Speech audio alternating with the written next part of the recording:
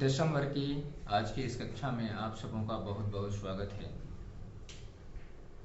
आप अभी जान रहे हैं, समझ रहे हैं इतिहास के अंतर्गत the making of a global world. इसमें आपको प्री मॉडर्न वर्ल्ड के बारे में बताया गया, माइग्रेशन के बारे में बताया गया, साथ ही साथ सिल्क रूट के बारे में भी बताया गया। इसमें आपने जाना कि कैसे सिल्क रूट ने न केवल व्यापार को बल्कि cultural, religious and social relationship को भी बहुत ज़्यादा बढ़ावा दिया। इसमें आपने देखा कि इस रूट के माध्यम से ही क्रिश्चियन मिशनरीज यूरोप से एशिया के अन्य भागों में पहुँचे और वहाँ पर उन्होंने ईसाई धर्म का प्रसार किया और अपने मिशनरीज स्थापित किए। इसके साथ साथ इसी रूट के माध्यम से इस्लाम धर्म के उपदेशक यूरोप में, एशिया में आए और उन्होंने इस्लाम धर्म का प्रसार किया।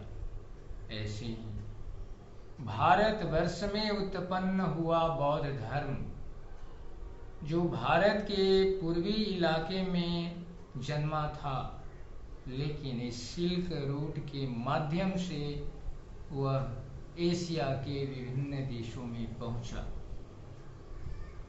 इस तरह से सिल्क रूट ने दुनिया को ग्लोबलाइज करने में, एक प्लेटफॉर्म पर लाने में महत्वपूर्ण भूमिका निभाई।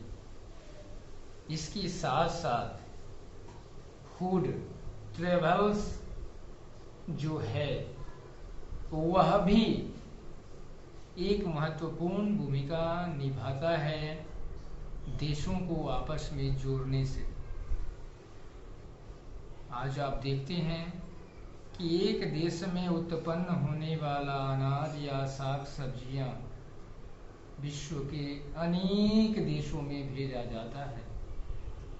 इस तरह भोजन जो है लंबी दूरी तय कर विभिन्न देशों से गुजरते हुए वह अपनी संस्कृति को दूसरे देशों के साथ संबद्ध करती हुई आगे बढ़ती है।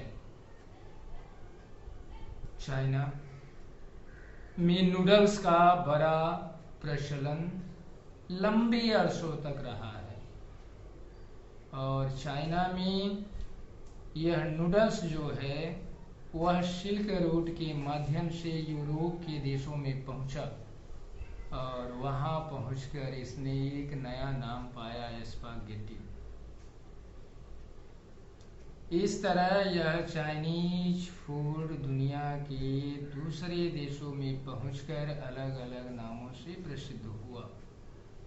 ऐसे ही माना जाता है कि अरब व्यापारियों के द्वारा अरब वालों के द्वारा पास्ता का उपयोग किया जाता था और इन्हीं के द्वारा यह पास्ता इटली पहुंचा और इटली में पहुंचकर यह पास्ता का नाम पाकर सिसिली में ज़्यादा फेमस हुआ और वहीं से यह दुनिया के देशों में आज प्रमुख भोजन के रूप में, पास्ता के रूप में प्रचलित है। ऐसे ही हमारे पूर्वज हमारे देश में बहुत सारे अनाज या साग सब्जियों से परिचित नहीं थे। बहुत सारे अनाज या साग सब्जियां जैसे मकई, जैसे मिर्च, जैसे आलू, जैसे टमाटर, जैसे सोया आदि हमारे देश में उत्पादन नहीं होता था, लेकिन यह अमेरिका से चलकर यूरोप से होता हुआ जब भारत पहुंचा तब हमारे देश में इन भोजन के से संबंधित कृषि उत्पादों के बारे में इसकी जानकारी हुई और इसका उत्पादन हमारे देश में किया जाने लगा और देश के लोगों ने इसे अपने भोजन में समेकित किया।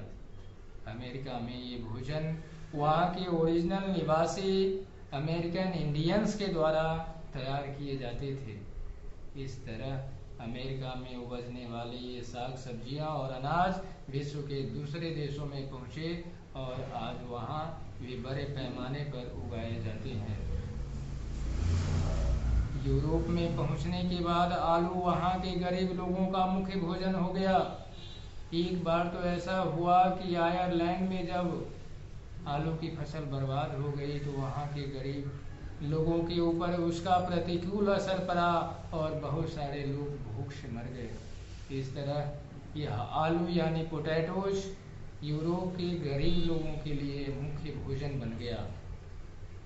इसके साथ साथ कंक्वेस्ट, डिजीज एंड ट्रेड ने भी दुनिया को एक मंच पर लाने में अहम भूमिका निभाई। यूरोपियन लोगों ने जब सी रूट का इजाद कर लिया, सी रूट के माध्यम से उन्होंने अमेरिका के साथ, उन्होंने अफ्रीका के साथ और एशिया के साथ जब अपने संबंध स्थापित किए तो इसके पश्चात यहाँ के लोग इन देशों में जाना शुरू किए। तो इनके शुरू करने से कैसे इन्होंने विजय स्थापित किया, कैसे वे बीमारी ले गए और कैसे व्यापार आगे बढ़ा, इसके बारे में अगली कक्षा में आपको बताया जाएगा। बहुत बहुत धन्यवाद।